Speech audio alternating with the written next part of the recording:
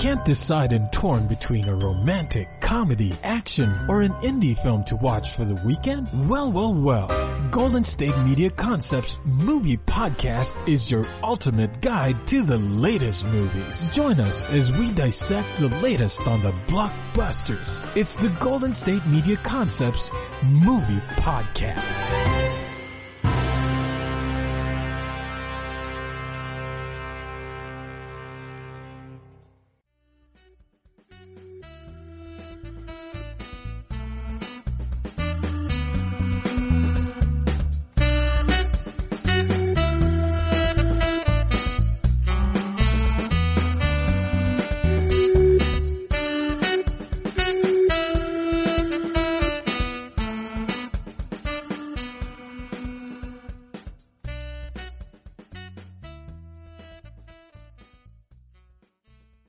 Thank you for tuning in to the GSMC Movie Podcast, brought to you by the GSMC Podcast Network. I am your host, Elizabeth Aaron. And with sheltering in place, I'm missing seeing the world. How about you? So I thought today I would focus on stories happening in other places. So I'm going to talk about 4 movies that are taking place in different parts of the world.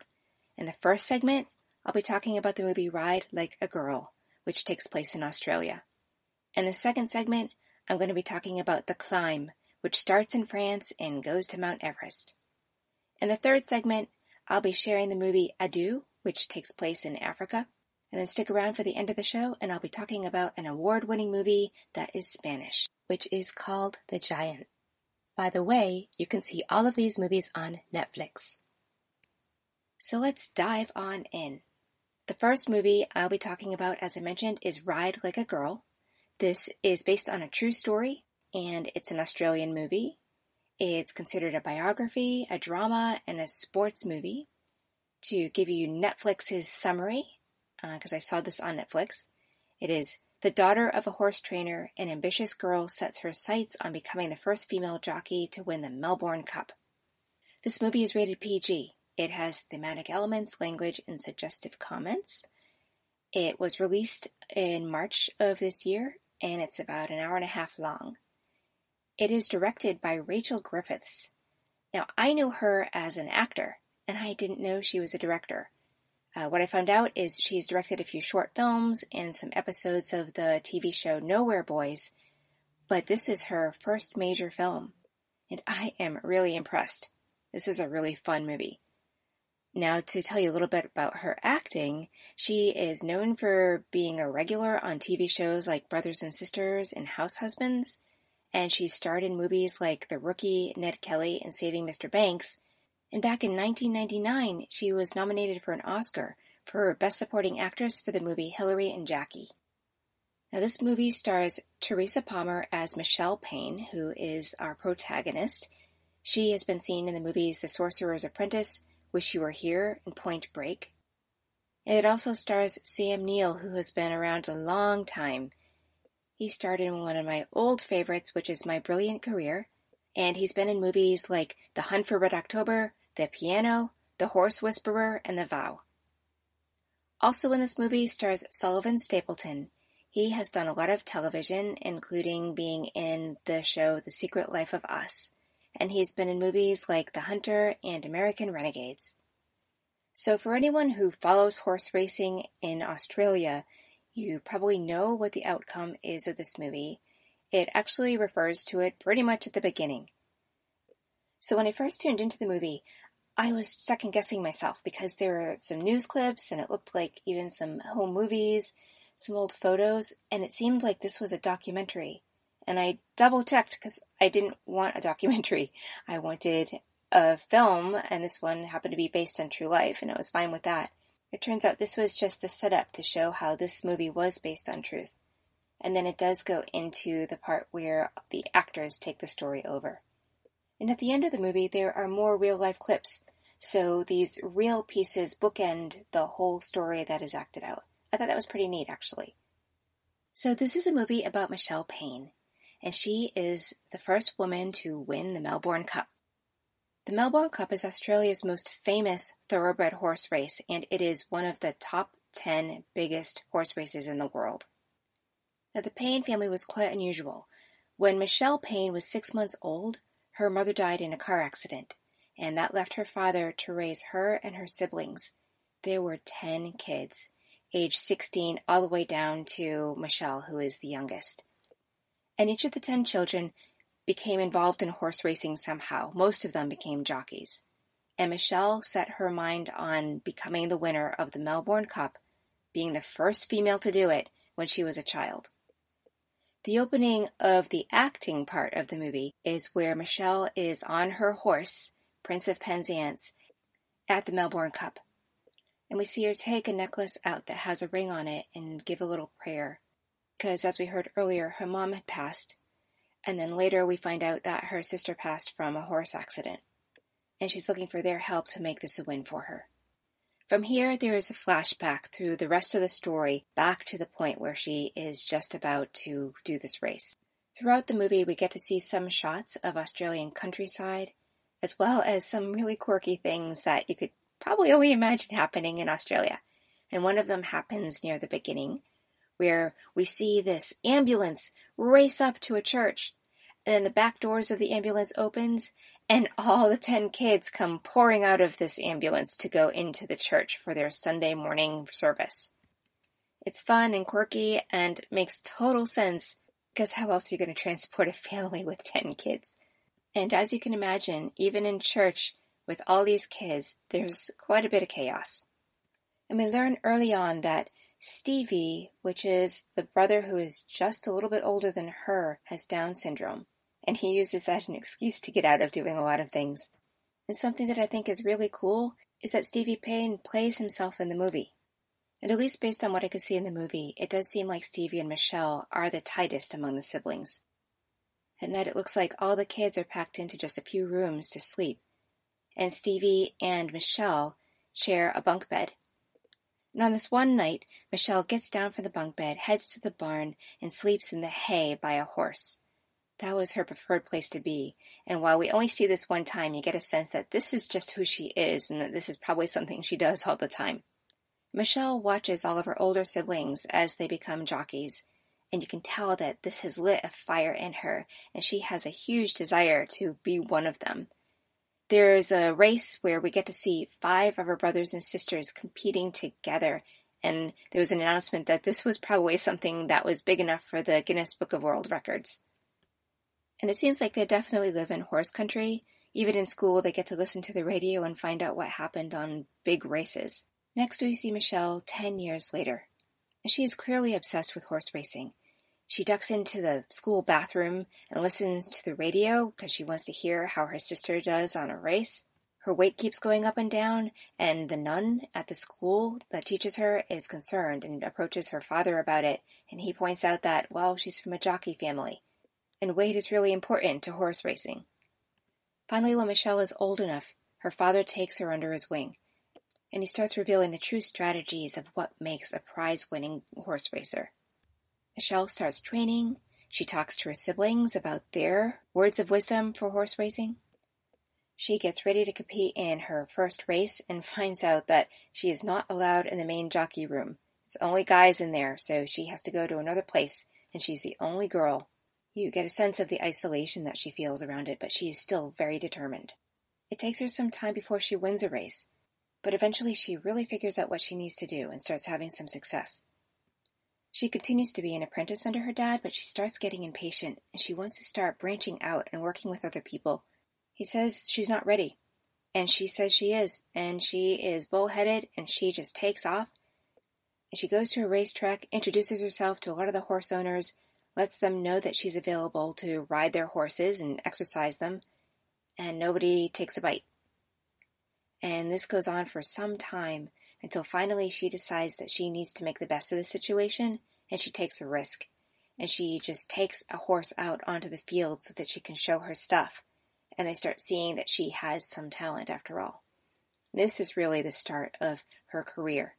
And she continues to do better and better until she's in a race and has a really bad accident. And she's lucky to be alive. And when she starts healing and wants to think about getting back on a horse, her family is truly questioning whether this is a good idea or not. And then we get to see who Michelle really is. because she knows what she wants and she's not going to let anything get in the way of her getting that. So she continues to heal and continues to work on her jockeying skills, and she has to deal with the fact that she and her father have become estranged because she took off and he didn't want her to. Meanwhile, Stevie has got himself a job working for a horse owner. And at one point, as Michelle is healing, she drives Stevie to his job, and she spots a horse there. This is Prince of Penzance. Stevie's boss and the horse's owner, Darren Weir, tells her that she can take him out for a spin. And this is like an aha moment for her. She has such an amazing rapport with this horse that she knows she has to ride this horse. And the next stretch of her career is devoted to working specifically with this particular horse. And this all leads up to her ability to ride in the Melbourne Cup. Now, as I recount this story, there is step by step how she makes progress, but it seems like for each step forward, there's a bunch of steps back. She's continually gotten injured. There have been issues within her family, including her father at one point having a heart attack. And then she knows that she's treated differently because she is a woman. A lot of doubts have been cast on her, and she is given short shrift a lot of the time. In fact, after her accident, when her family approaches her about not riding anymore and feeling that she should settle down, she points out that a lot of the husbands of the women in the family are jockeys also. They've had their share of accidents, and no one ever says to them that they can't continue. She knows the risks, and she's willing to take them. One of my favorite scenes, which is a turning scene, is when there is a group of investors who Darren Weir is talking to about the possibility of Michelle riding Prince of Penzance in the Melbourne Cup. They're meeting in a restaurant. Michelle is outside. She can see in the window what's happening. And the men just keep coming up with excuse after excuse why she's not the one that should ride Prince of Penzance. She has a sense of their hemming and hawing, and she just makes a beeline, goes into the restaurant, and makes a case for herself about why she should be the one to run. It's a scene to look out for if you're going to watch the movie. There are a lot of other scenes in this movie that are really touching and that I like a lot too. There is a point in the movie where her father, played by Sam Neill, does have a heart attack. And it's about what her relationship is with him, because they'd had this falling out. And knowing that he may not have a lot of time left, we get to see how much the two actually care for each other.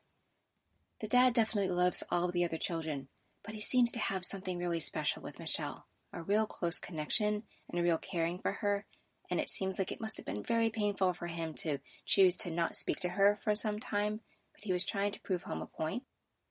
And one of her brothers reveals to her maybe what's really going on for her father, and this helps change things. There is also a scene where Michelle thinks her father has died, and I'm not going to give away what happens, but it is hilarious and truly well done. And earlier on in the movie, when Michelle is doing horse races and keeps losing, we get to see some really fun scenes where Stevie keeps reporting to his father how she's doing. This pattern that they have shows their humor and their love for each other. Something that I liked about this movie is often in these kinds of stories, there's a love story. And in this case, there isn't. This is about Michelle going for what she wants and not letting a male's interest in her get in the way. I like how this was kept clean that way. And it's not that it's not brought up, but she really gets that if she's going to achieve what she wants to, she has to stay focused. Her tenacity and self-drive was really inspiring.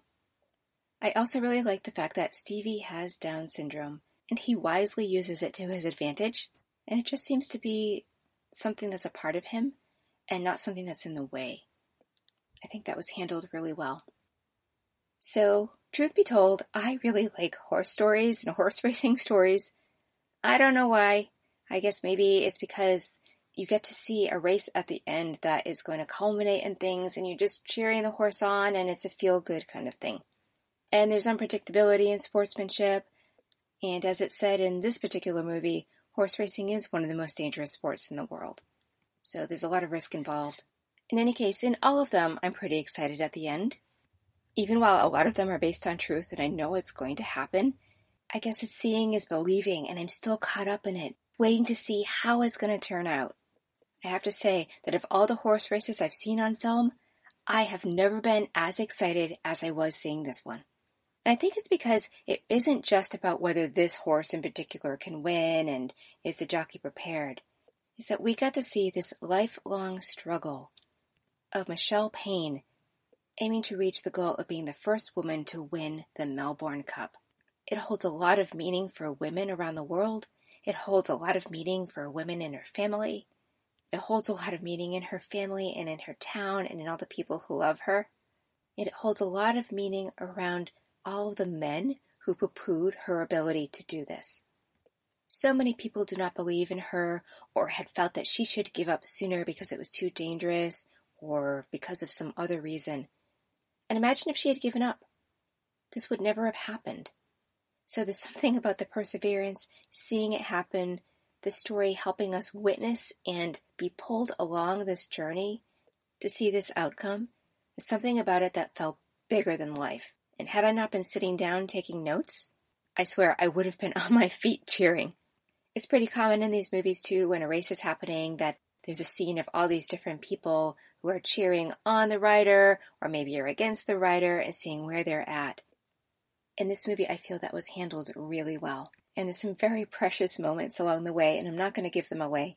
But I'll give you a hint to, in particular, look out for Michelle's father and what he's doing. And actually, it feels like we care mostly about what he thinks about what she's doing, because they have had this roller coaster ride of a relationship.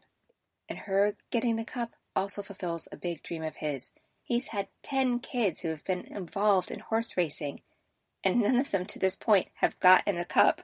So this is his chance to see a dream come true, for Michelle and for himself. The acting was quite good in this movie, the script was tight, the story flowed really well. It was edited together well so that you keep seeing the story build. There are times where there were big gaps in time, and they would just show on the screen what had happened during that time in words to fill that gap in. And I thought it handled that pretty tastefully because it would have been too long a movie and too much to do in order to fill in all those details. There are times I felt I wanted to see Michelle win more races, but I think the fact that we don't actually helps make the end even more exciting. Because we know that behind the scenes she is doing all this work, but we don't yet see it. We just hear about it. So when we do see it, we're really excited to see how far she's actually come. And if I think about if there was something that didn't work, nothing is really coming to mind. I tend to look for holes in a plot or in a story or in filming, something that wasn't quite right or that was left out. And in this movie, if there was something, it wasn't glaring. And I was able to easily gloss over it because I was so wrapped up in the rest of the story. And that to me is a sign of a great movie. So, on a scale of 1 to 10, how did I feel about this movie? 10 being excellent? I'd give this a 9. It's up there. I wouldn't say that it's absolutely perfect, but if you want something that's going to get your juices flowing and get your mood to change, this one can definitely do that for you. So stay tuned for the next segment of the show when I'll be looking at the movie The Climb after the break. Want to know the latest and hottest music hitting the airwaves? Don't be left out. Listen to the Golden State Media Concepts Music Podcast. It keeps you on the loop with everything you need to know from pop, rock, hip-hop, and the top 40. And we'll throw in news of your favorite artists, concert and tour dates, and so much more. Listen no further, because this is the gold standard in music podcast.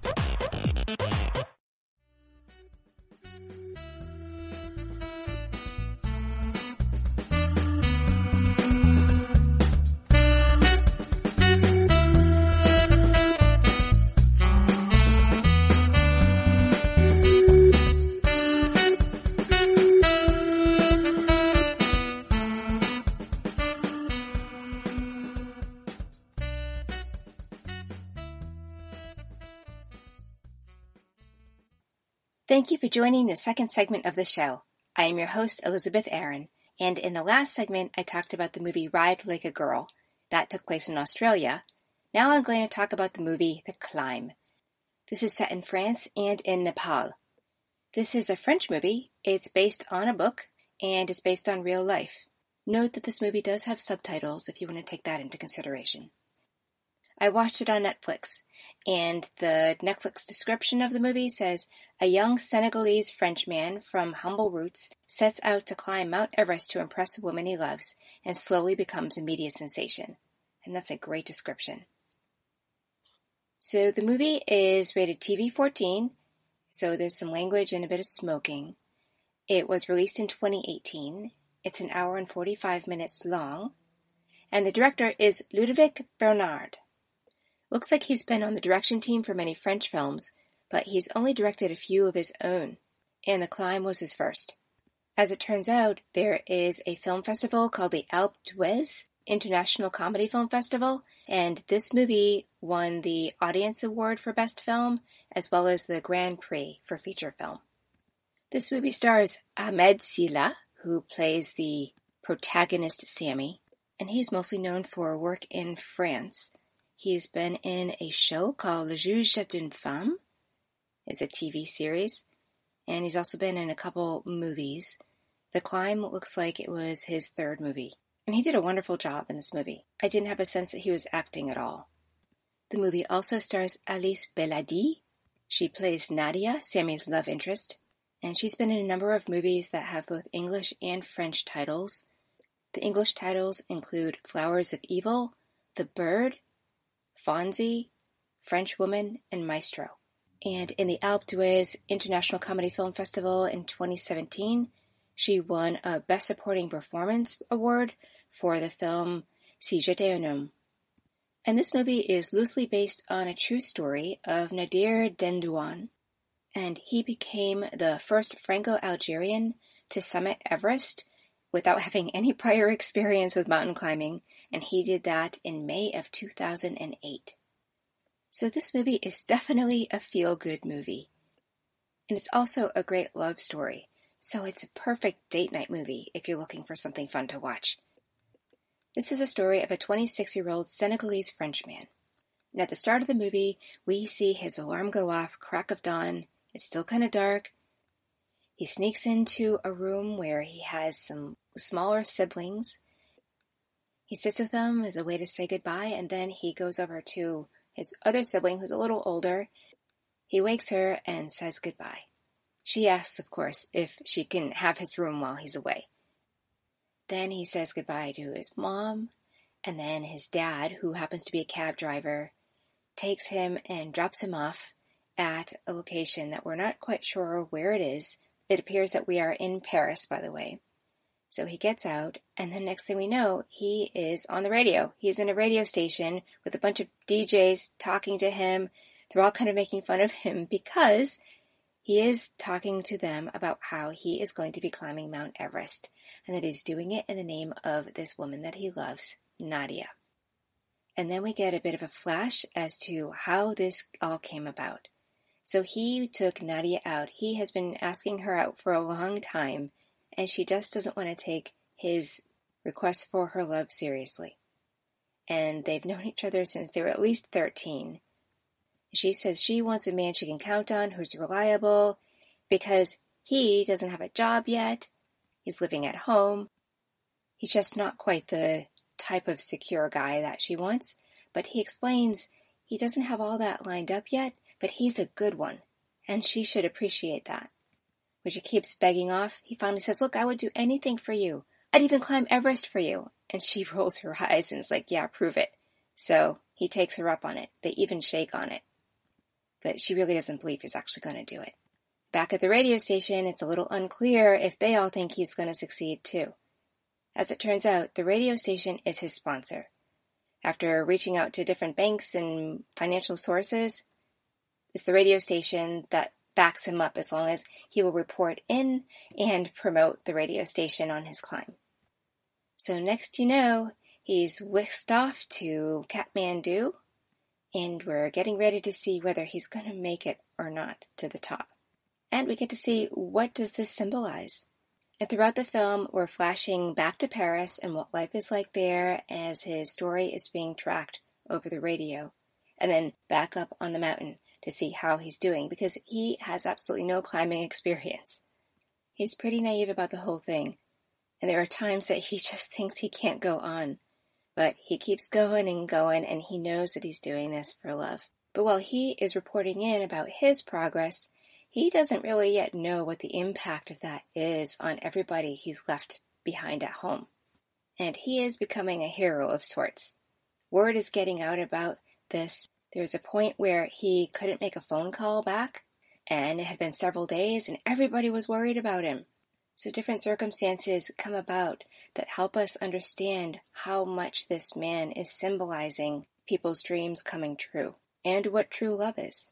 Another thing I want to point out here is that Sammy is Senegalese French, and so he's also representing his cultural community and helping to lift them up along the way too. This aspect is not really stressed in the movie that much, but there is a lovely scene when Johnny, his Sherpa, meets with him one of the first times, and he's just in awe of how Sammy looks. And Sammy picks up on the fact that he's probably never seen someone with such dark skin. And Johnny just says, beautiful. And you can tell that this is something that Sammy has not necessarily heard before, and it was enlightening for him. This scene is done so innocently and kind of subtly, and throughout Sammy is pretty well accepted. It was just nice to see that there was no question that this black life matters. And as it is, it appears that Nadia is light-skinned, and the fact that Sammy is dark-skinned, it didn't seem to make any difference at all. I love how this was just brought up matter-of-factly, and that everyone is accepted as they are. Along the way, he meets a cast of characters, and he's left a cast of characters at home too. They're all really well defined, and this really makes for a joyful story, because there's a sense of what this whole happening means to everybody. Everyone in some shape or form has some kind of relationship with this adventure that Sammy is going on. Sammy seems to be this perennially happy guy. He cracks jokes, he makes the best of things, even though things don't always go right. He seems to really take things in stride, and almost all the time he has a great big smile. And Nadia is a beautiful young woman. She works in a supermarket, but she seems to want to hold out for better prospects. And what she's learning throughout this story is it's the character of the person that matters. It's not what you think about them or how you judge them, it's how they show up to be. Nadia has a friend who works in the market, and she points out to her how lucky she is to have somebody who's willing to go to these lengths to prove his love. She said she's lucky if a guy who's interested in her will even walk up the 6 flights of stairs it takes to see her, let alone climb Mount Everest. This starts Nadia waking up a little bit to what Sammy is actually undertaking and what it means for her, and this awakening changes her. We also see Sammy's parents and how proud they are when they get the news about him and how worried they are when they don't hear about him. And in particular, there's some great scenes with his dad, who, as I mentioned, is this cab driver, and he'll get these different fares, and then along the way, he gets some kind of news about what's going on with Sammy, and it impacts how his driving goes and how he delivers them to their destination. There's some really humorous scenes around this. And we see the radio announcers, who at first, as I said, are poo-pooing what he's doing. They just think he's crazy and not sure what's really going to happen. When Sammy calls in, they complain that he doesn't tell any jokes, that everything is kind of boring. And then when the woman who is working with them at the office comes in, she says that many people are calling in and they can't quite understand, and she explains that it's because he's doing it for love, and this makes them think, oh, maybe there's something to this. Meanwhile, up on the mountain, Sammy has befriended others who are on this trek with him, and he comes to count on their leader, Jeff. Now, he was told that Jeff was this really friendly, smiley guy. That is not quite who he turned out to be. He's very serious, and he takes it very seriously that he has these people's lives in his hands.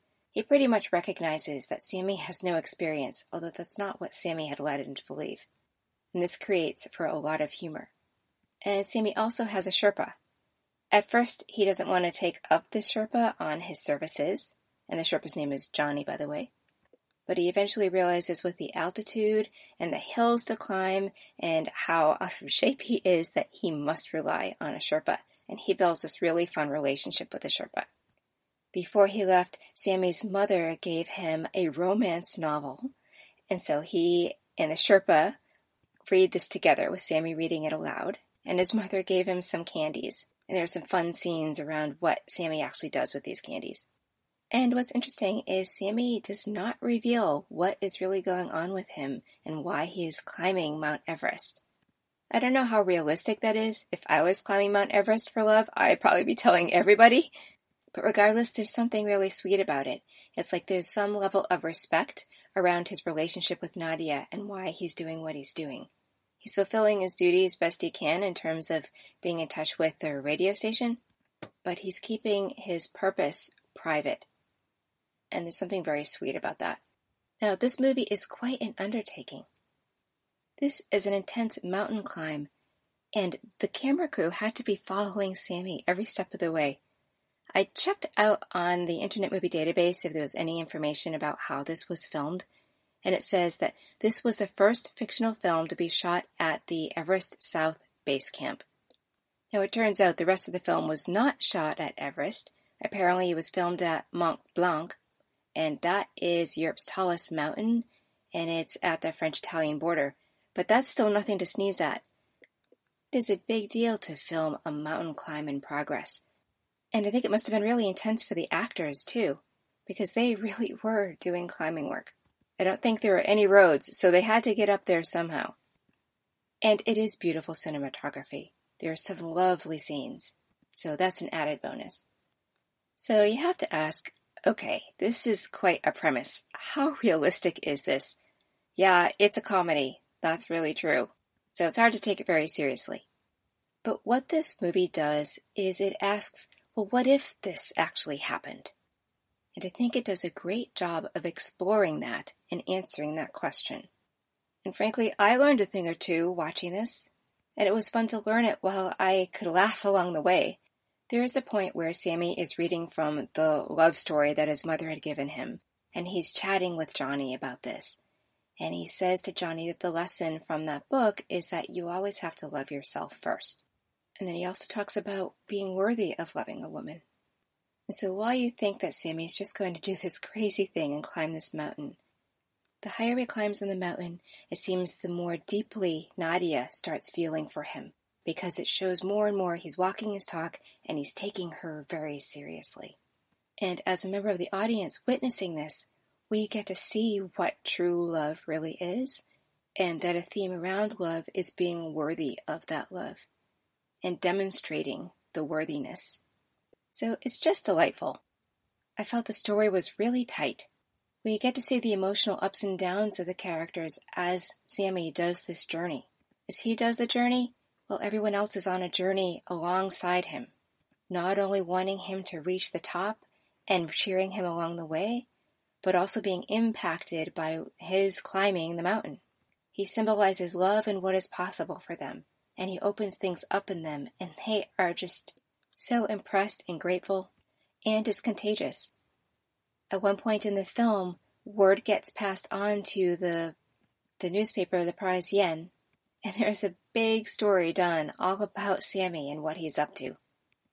And it's like the more this gets out into the press and the more people all over France that hear about it, the stronger this is a declaration of love that Nadia is feeling. And when there was a fear that somehow Sammy might not be okay because they hadn't heard from him in a while, the possibility of that love fizzling out just seemed devastating.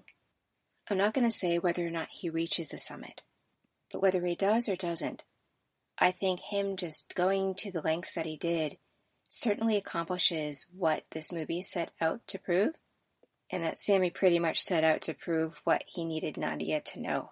And once again, this is a comedy, so I definitely give it some space for not being realistic. I would say things did come together pretty easily for Sammy.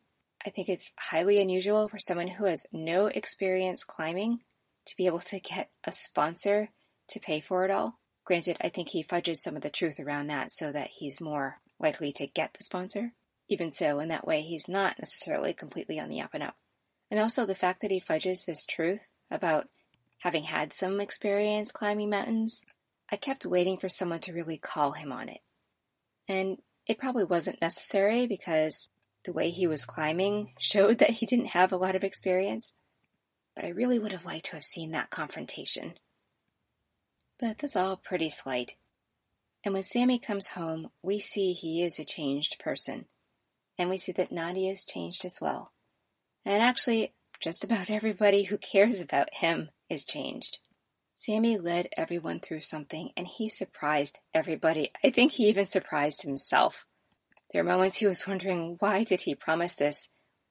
That he should have promised something very different, something that would have been a whole lot easier. So I really like this movie. I can't say I've ever seen anything quite like it. It offers an interesting way to look at love. It gives you a few laughs, helps you see what character and building character is really about. You get to see some beautiful locations. And right now, when so much going on in the world is really tough, this was just a lovely, light-hearted movie. Really hit the mark as far as I'm concerned in terms of lightening the spirit. So on a scale of 1 to 10, 10 being a most excellent, fantastic movie, I'd give this a 9. So stay tuned for the next segment of the show, and I'll be looking at the movie Adieu after the break. Tired of searching the vast jungle of podcasts? Now listen close and hear this out. There's a podcast network that covers just about everything that you've been searching. Hey! The Golden State Media Concepts Podcast Network is here. Nothing less than a podcast bliss with endless hours of podcast coverage. From news, sports, music, fashion, cooking, entertainment, fantasy, football, and so much more. So stop lurking around and go straight out to the Golden State Media Concepts Podcast Network. Guaranteed to fill that podcast itch. Whatever it may be. Visit us at www.gsmcpodcast.com. Follow us on Facebook and Twitter, and download us on iTunes, SoundCloud, and Google Play.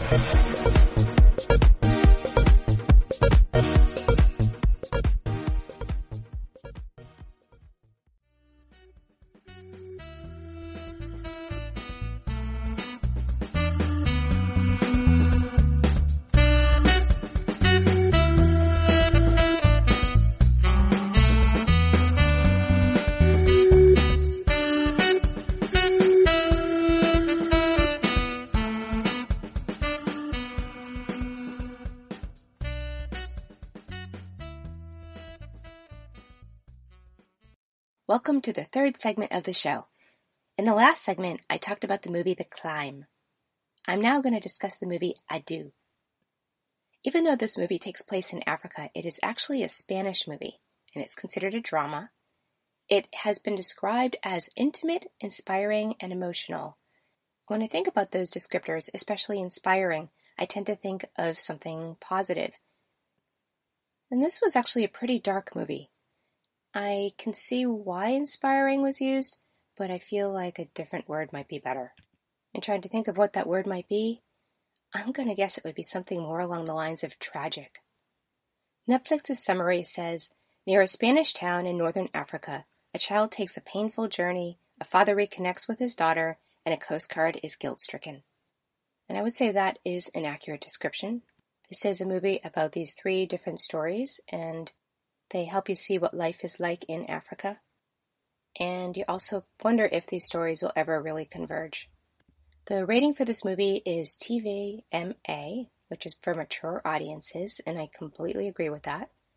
It was released on June 30th of this year, so it's a very recent movie. It's an hour and 59 minutes long, so just shy of 2 hours.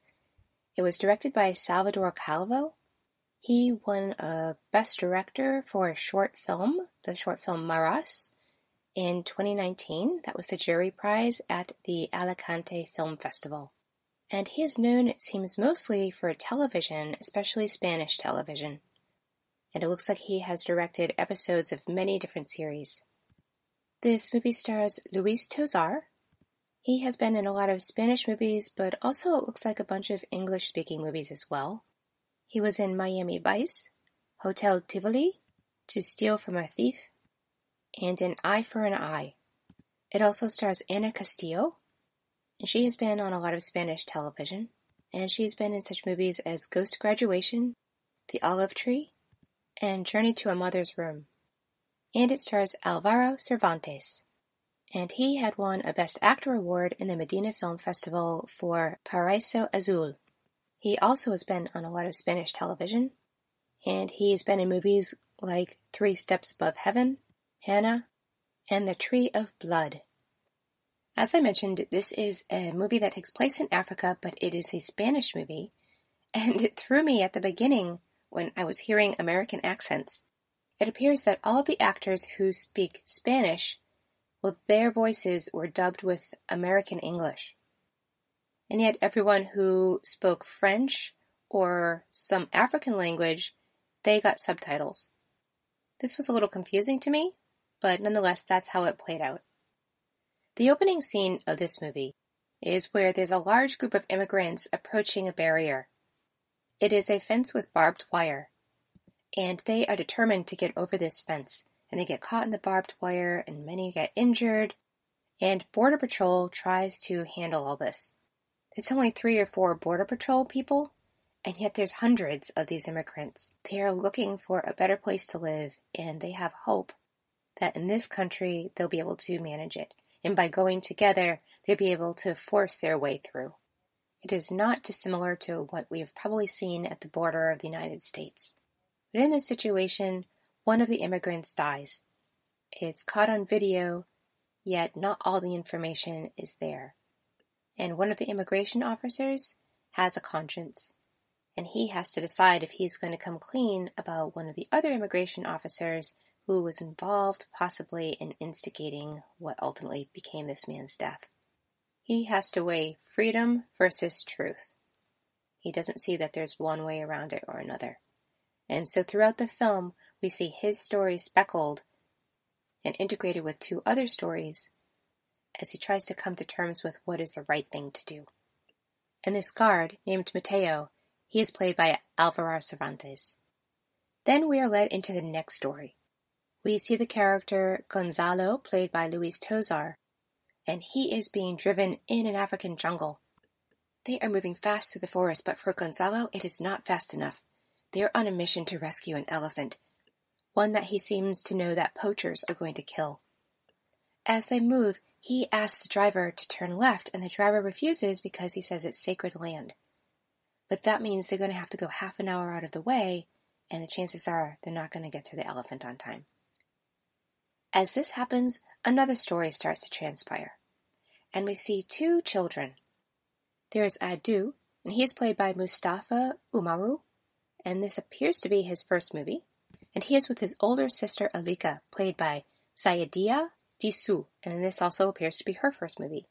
They are on a bike riding through the jungle, and then suddenly they hear some shooting, and they hear an elephant roaring, and then chainsaws. So they get off the bike, and they quietly make their way through the jungle to get a glimpse of what happens.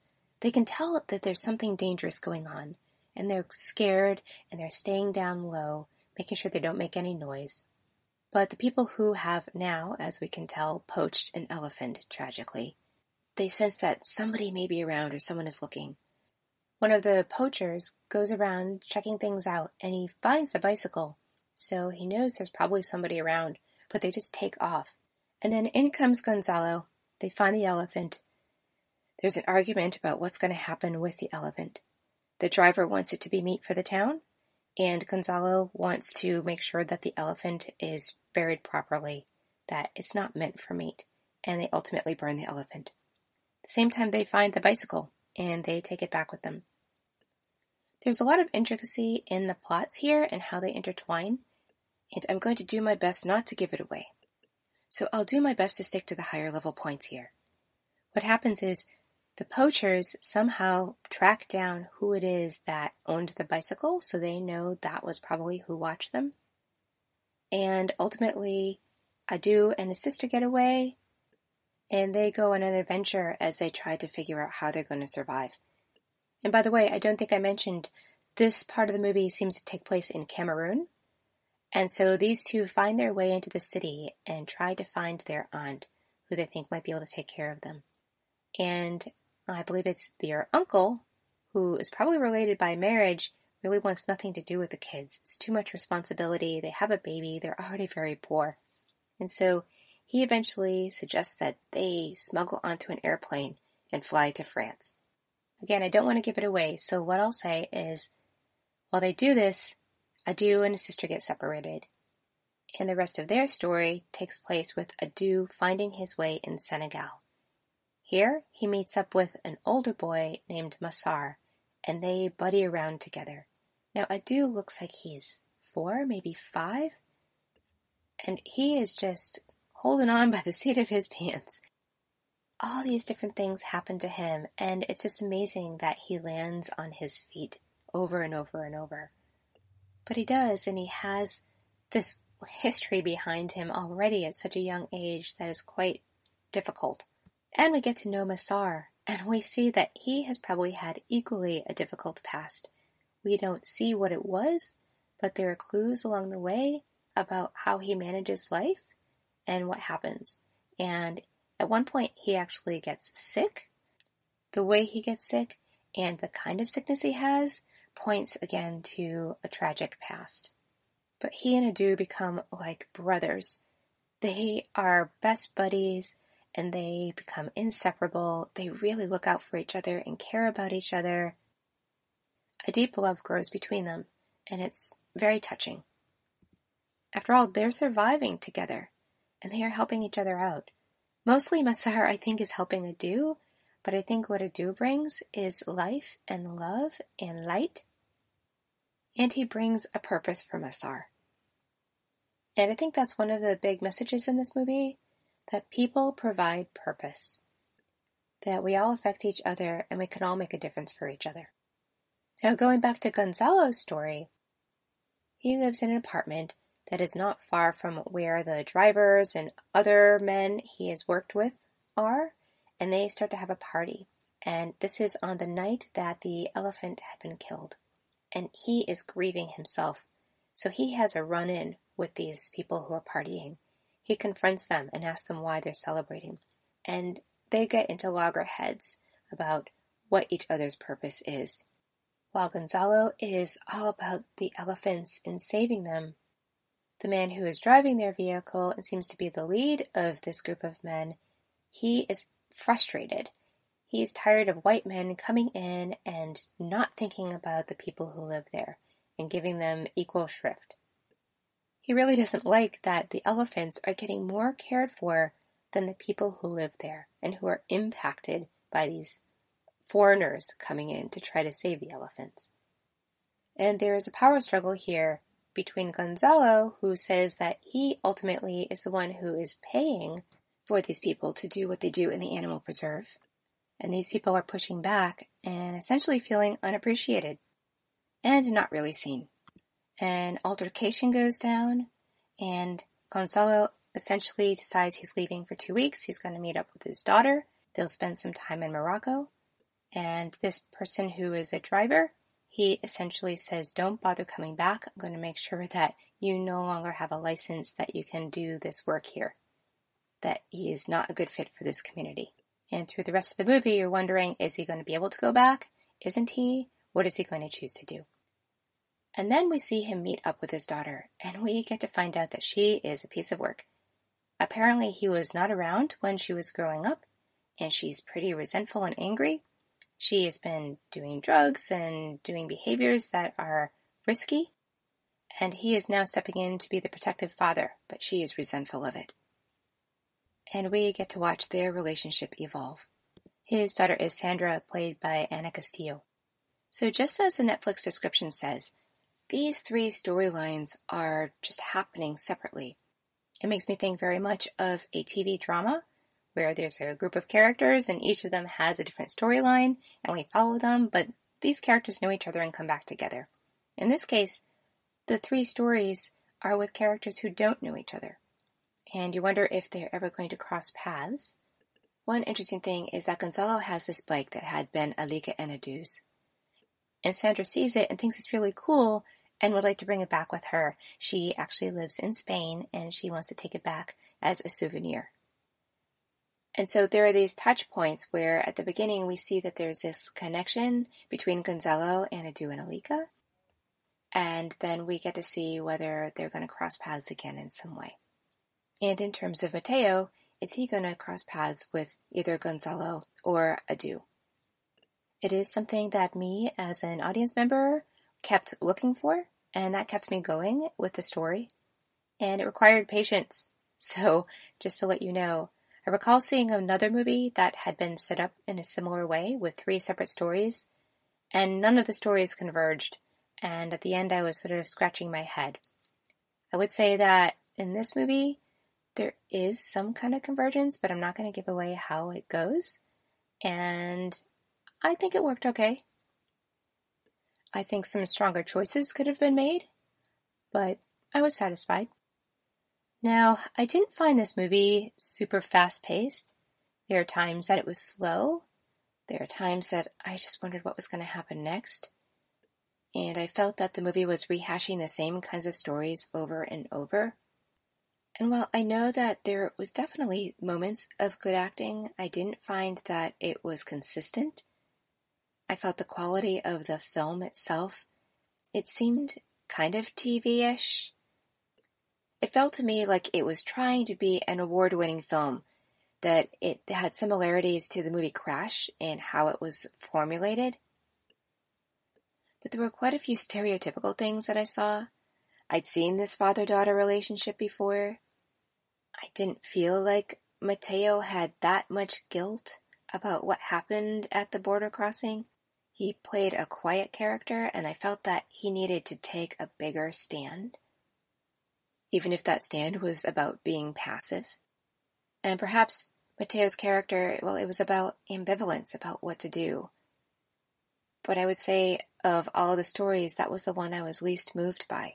It just didn't seem like there were major consequences as a result of what his choice was. And to me, that made his story the weakest of all of them. Also, his relationships, the key ones, seemed to be mostly with these Border Patrol officers who he worked with. It didn't seem like they necessarily had a lot of history, that they could come and go and be reassigned to different places. So the impact of what he did just didn't seem to land very strongly. So the performance may have been less about the actor than it did with the story that he had to play and how it was directed. So in some cases, yeah, the acting was pretty good. I thought the kids, who this is their first movie, they did a fabulous job. I believed how they all needed to cling together, and they seemed to be really in the moment. And I found I really liked just watching the character, Sandra. There's something about Ana Castillo that makes her very eye-catching. But how did the story hold together? The script is written okay. Again, though, I felt that there are things here that I'd seen before. And even if I hadn't seen quite these things before, there are stories that I knew or had heard. And while there's definitely some originality in how these stories intertwined and came together or didn't come together, I just didn't find myself all that moved. And I think that is a little bit ironic. I say that because I have had a couple of teachers who have taught in Barcelona, and they have talked about how culturally the Spanish actors are very emotive. And I did see a lot of emotion expressed here, but somehow I was not very moved by this movie. There was a lot of heart-wrenching tragedy that happened, and yet I'm not sure how it was that I still wasn't moved. Maybe it kind of hit you over the head with it. And at the end, I didn't feel that there was a lot of resolution. Some pieces of the story ended on a happier note. Mostly it left you to wrestle with something, and that can be a good thing. I just didn't feel the stories stuck with me enough that I wanted to wrestle with them. And with what's going on in the world today, this was a tough movie to take. If you're looking for upbeat or uplifting, this is not the movie to watch. If you're looking for a dose of hard life, this would be a good one to watch.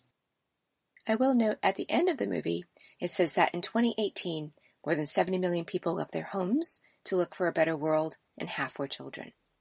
I didn't completely get that this was the solid statement for this particular movie. And the movie is under the name Adieu, which was just one of the storylines. And I don't know if that is because I think Adieu represented the future and positivity. But I think the statement would have been better if it said people left their homes because of something that forced them to leave their homes. And that indeed they'd be looking for a better world. It just didn't seem like it captured the foundational piece of what was going on in this movie. So on a scale of 1 to 10, 10 being most excellent, 1 being poor, how do I feel about this movie? I think I'd give it a 4, maybe a 5. I just don't feel it was super well done. There's values to seeing these stories, and yet I didn't feel super satisfied. So stay tuned for the next segment of the show when I'll be looking at the movie The Giant after the break. Watching TV has changed over time. Streaming has become the new norm. That's why Golden State Media Concepts television podcast dives headfirst to the world of cord cutting. Want to be on the loop of what's hot in Netflix? Or if it's not a preference, what about original shows in Hulu? We've got you covered. Join us as we fill in the blank and talk about movies to stream and what show you should be binging. This is the Golden State Media Concepts television podcast.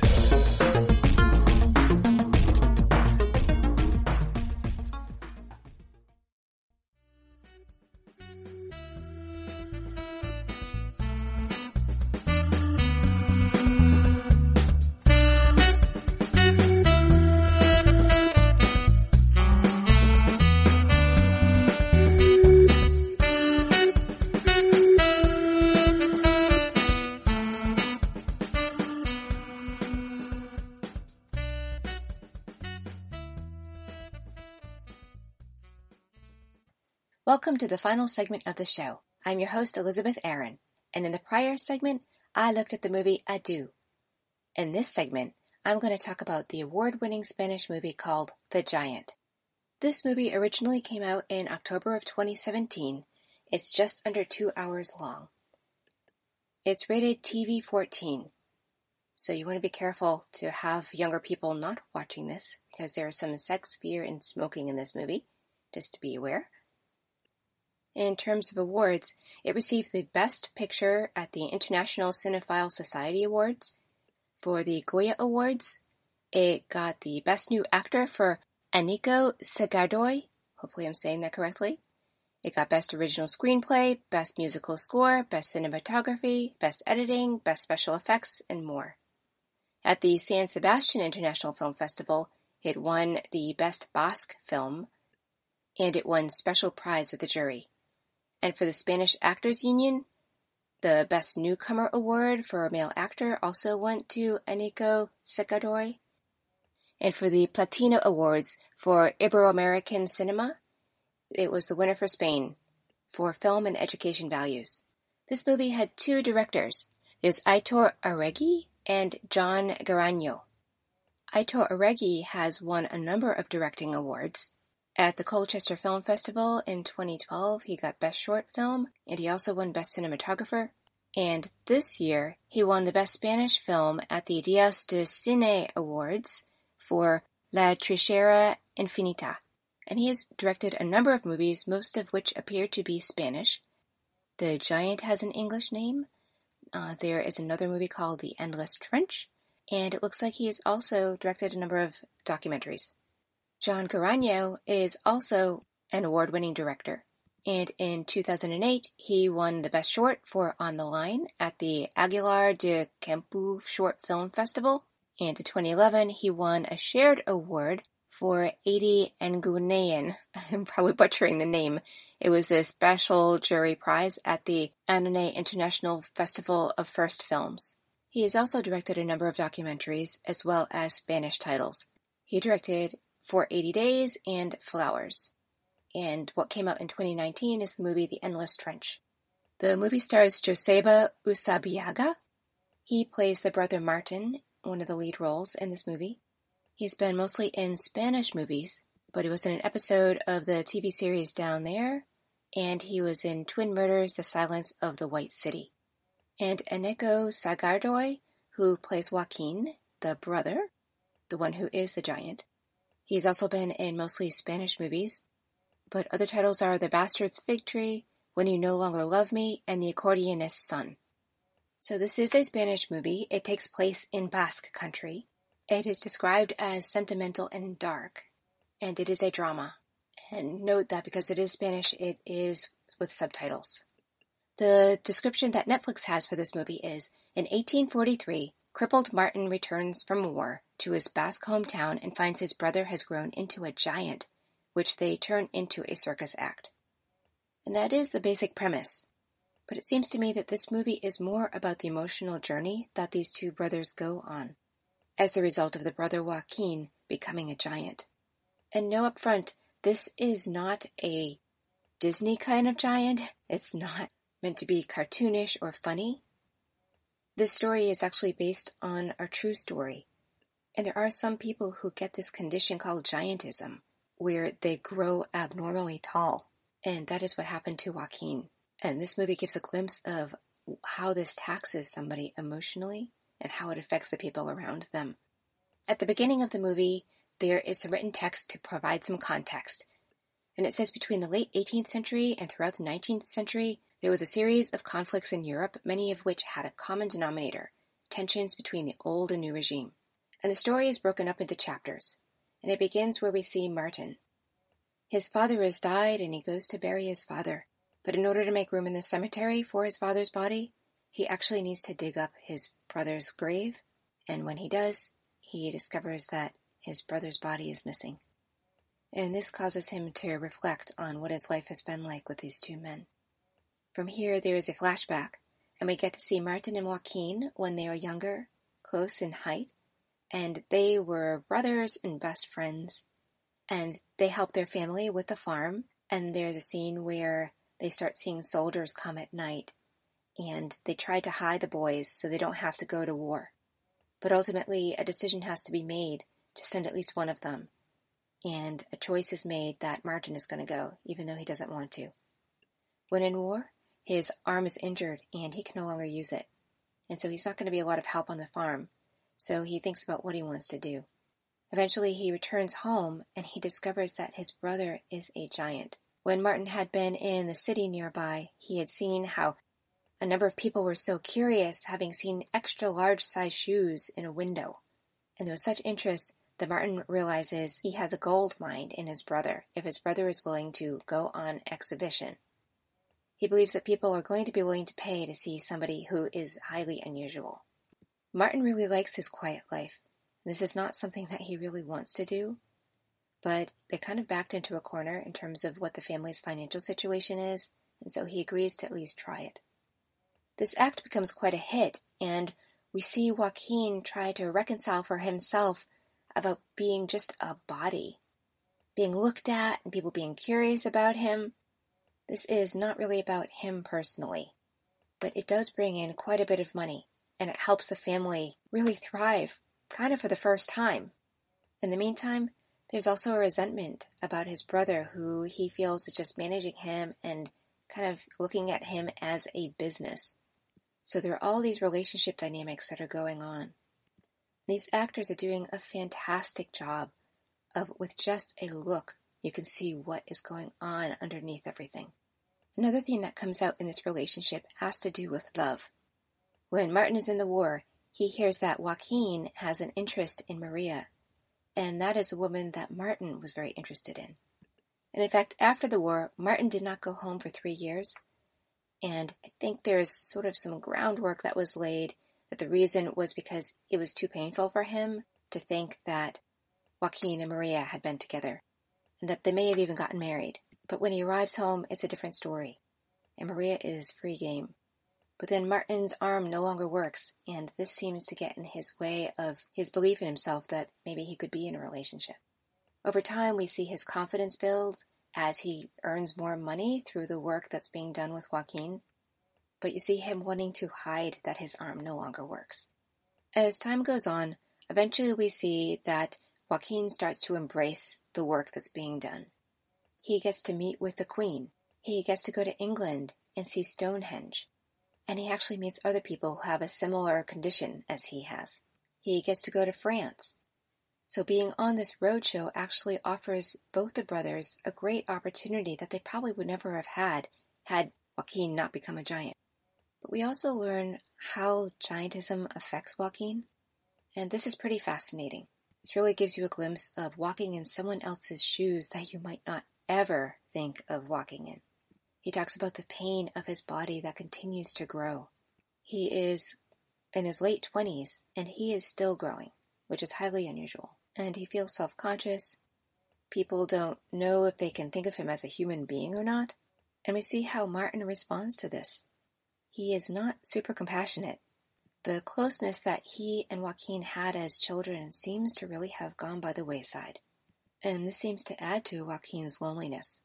And while it's not spoken, it's probably true that it's because of Joaquin's size that he and Maria did not get married.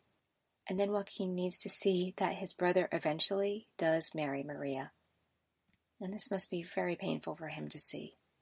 Their father is also a very important figure in their lives. He seems like a depressed kind of man. He's always trying to figure things out.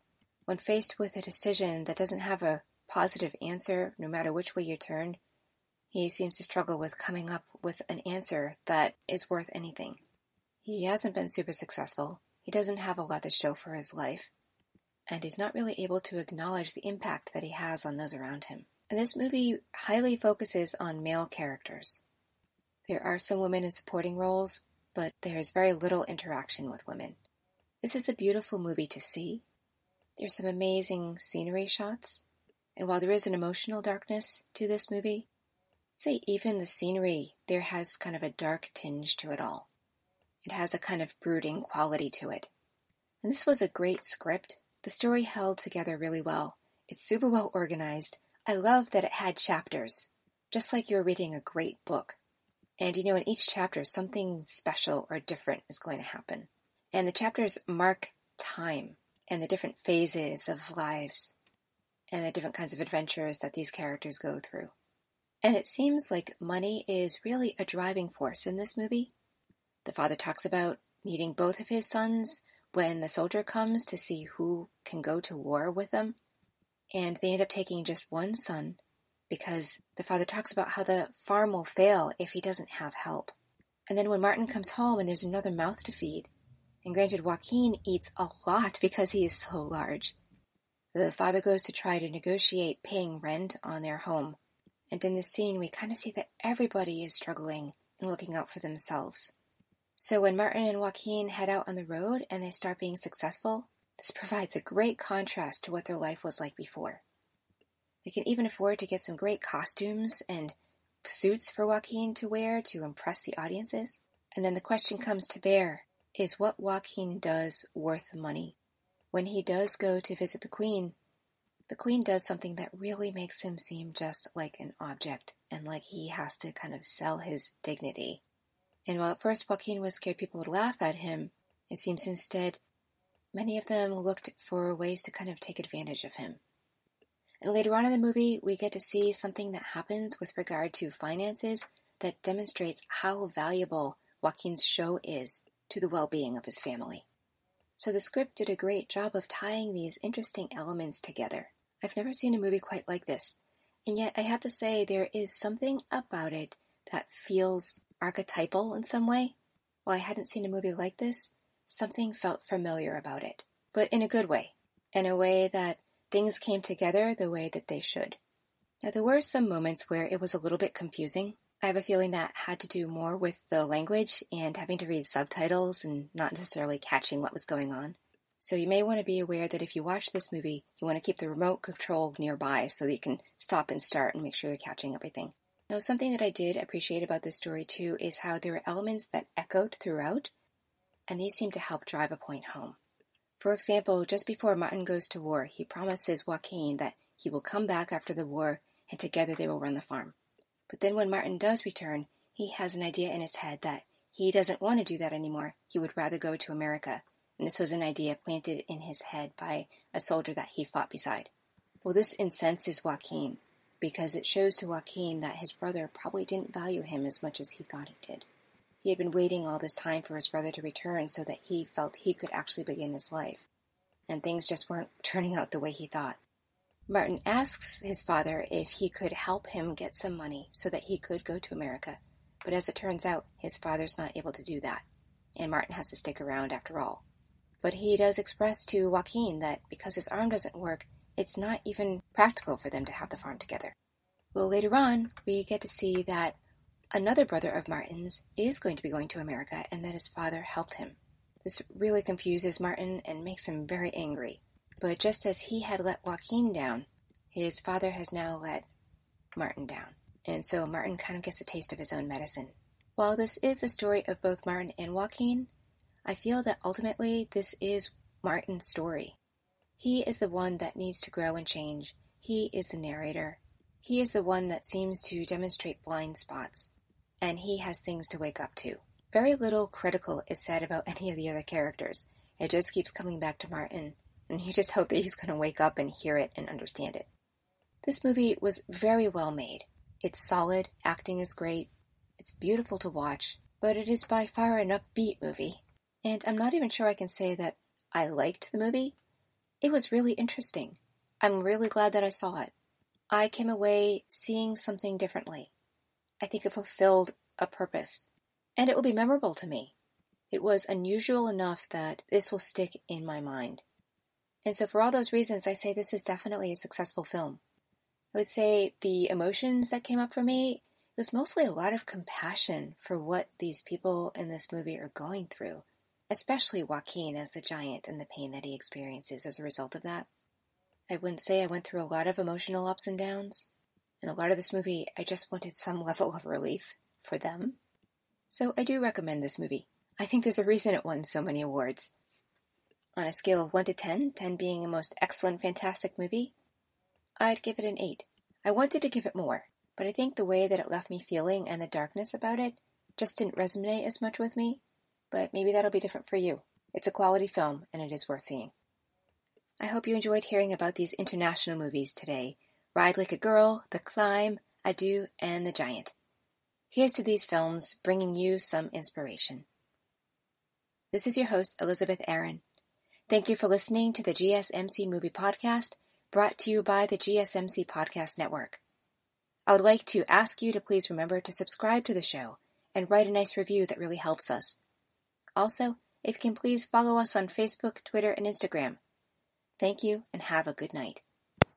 You've been listening to the Golden State Media Concepts Movie Podcast, part of the Golden State Media Concepts Podcast Network. You can find this show and others like it at www.gsmcpodcast.com. Download our podcast on iTunes, Stitcher, SoundCloud, and Google Play. Just type in GSMC to find all the shows from the Golden State Media Concepts Podcast Network, from movies to music, from sports to entertainment, and even weird news. You can also follow us on Twitter and on Facebook. Thank you, and we hope you have enjoyed today's program.